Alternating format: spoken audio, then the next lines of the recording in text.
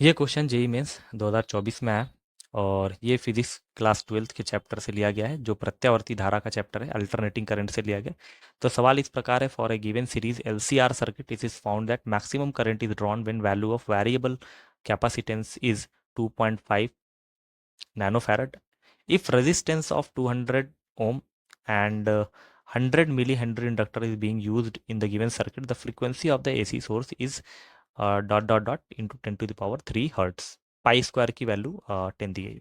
एक LCR circuit दिया जिसमें एल मतलब रिएक्ट इंडक्टेंस, सी मतलब कैपेसिटेंस और आर माने रेजिस्टेंस। ये तीनों सीरीज में दिया गया और इसको हम एसी सर्किट से जोड़ देते हैं। ठीक है, अधिकतम विद्युत ली जाती है, मतलब इसमें जो करंट बह रहा है वो आई जो है मैक्स है। ठीक है, अभी देखते हैं कि आई वैल्यू मैक्स कैसे आती है। जबकि और आई वैल्यू मैक्स करने के लिए आई मैक्स तब होती है जब हमारी कंडीशन आती है रेजोनेंस की, रेजोनेंस की। और रेजोनेंस कंडीशन में हम एक्सएल को एक्सी के बराबर कर देते हैं। अभी देखते हैं कि कैसे होता है। तो कह रहा है परिवर्तनीय विद्युत संधारित्र का मान, संधारित्र मतलब जो कैपेसिटेंस सी है वो 2.5 नैनो मतलब 10⁻⁹ फैराड के बराबर है। यदि प्रतिरोध मतलब आर रेजिस्टेंस जो है वो 200 ओम है और प्रेरकांक मतलब दिया हुआ है इंडक्टर इंडक्टेंस एल होता है वो 100 मिली हेनरी है। मिली मतलब 10⁻³ हो जाएगा, हेनरी के बराबर होता है। सबकी वैल्यू रख लेते हैं। Is being used in the circuit.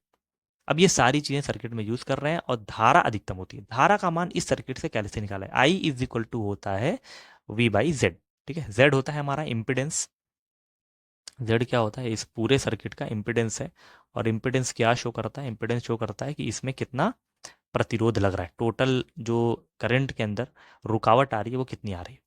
तो वी बाई जेड, जेड की वैल्यू होती है √R² प्लस ब्रैकेट में XL माइनस XC का होल स्क्वायर।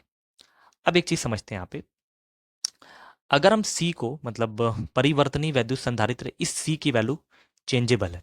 अगर ये चेंजेबल है तो हम इसमें से घटा के इस वैल्यू को चेंज कर सकते हैं। I की वैल्यू मैक्स करने के लिए Z को सबसे कम होना पड़ेगा और Z को कम करने के लिए R तो जीरो नहीं हो सकता, लेकिन इस वैल्यू को हम जीरो कर सकते हैं। अगर ये वाली वैल्यू जीरो हो जाएगी तो फिर ये R² मतलब R बाहर आ जाएगा। तो फॉर आई मैक्स, करंट को मैक्स करने के लिए Z को मिनिमम होना पड़ेगा और उसके लिए XL माइनस XC को जीरो होना पड़ेगा, जिससे XL की वैल्यू XC के बराबर हो जाएगी।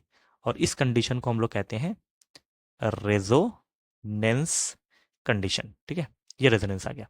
अब XL और XC बराबर हो गया। XL का मान कितना होता है? ओमेगा इंटू एल, और XC का मान होता है 1/ओमेगा इंटू सी। तो यहां से ओमेगा मल्टीप्लाई कर लेते हैं। Omega square is equal to 1/LC। Omega होता है 2πn का whole square is equal to 1/L into C. Square करते हैं तो स्क्वायर करने के बाद क्या आ जाएगा? 2 का स्क्वायर हो जाएगा 4। ठीक है, 2 का square 4, pi square N square is equal to 1/L। और सी की वैल्यू रख देते हैं। एल की वैल्यू 100 इंटू 10⁻³ इंटू सी की वैल्यू कितनी है? 2.5 इंटू 10⁻⁹। तो कैलकुलेशन बहुत ज़्यादा टफ तो नहीं होना चाहिए। देखते हैं। 4 इंटू पाई स्क्वायर की वैल्यू बोला गया था 10 लेने के लिए, 10 ले लेते हैं, इंटू एन स्क्वायर 1/, यहाँ पे हो जाएगा 2.5। 10⁻⁻ को कैलकुलेट करते हैं। -9 -3 -12 में 2 जोड़ देंगे तो हो जाएगा -10 के बराबर। एन स्क्वायर कितना हो जाएगा? इसको ऊपर कर लेते हैं तो 10 की पावर 10 हो जाएगी अपॉन 2.5 इंटू 4 इंटू 10। करेक्ट है। अब 25 या 2.5 को 4 से मल्टीप्लाई 10 हो जाएगा। ठीक है, ये 10 और ये 10, इसमें 2 पावर काट देगा तो एन स्क्वायर की वैल्यू हो जाएगी 10⁸ के बराबर। तो एन की वैल्यू कितनी हो जाएगी? एन जो आ जाएगा, ठीक है, एन जो आ जाएगा 10⁴ हर्ट्स आ जाएगा। वैसे क्वेश्चन क्या दिया हुआ तो देख लेते हैं। हम हमारे एन की वैल्यू आ गई और इस जो ये एन है इसको हम लोग आवृत्ति कहते हैं। आवृत्ति एन होती है। ठीक है, और इसको हम लोग इंग्लिश में फ्रीक्वेंसी बोलते हैं। क्वेश्चन बोला गया था कि प्रत्यावर्ती धारा की जो आवृत्ति है वो dash dash dash into 10⁻³ hertz है। अब इसमें से 10⁻³ अलग किया है तो 10 अलग कर लेते हैं, 10⁻³ निकल जाएगा, हर्ट्स हो जाएगा। तो 10⁻³ हर्ट्स तो ये दिया हुआ था, तो इसका मतलब है जो भरने वाली जगह वहां पे आ जाएगा 10 के बराबर। तो आवृत्ति जो आ गई उसको हम लोग बोलेंगे रेजोनेंस फ्रीक्वेंसी बोल सकते हैं, ठीक है। रेजोनेंस या रेजोनेंस फ्रीक्वेंसी।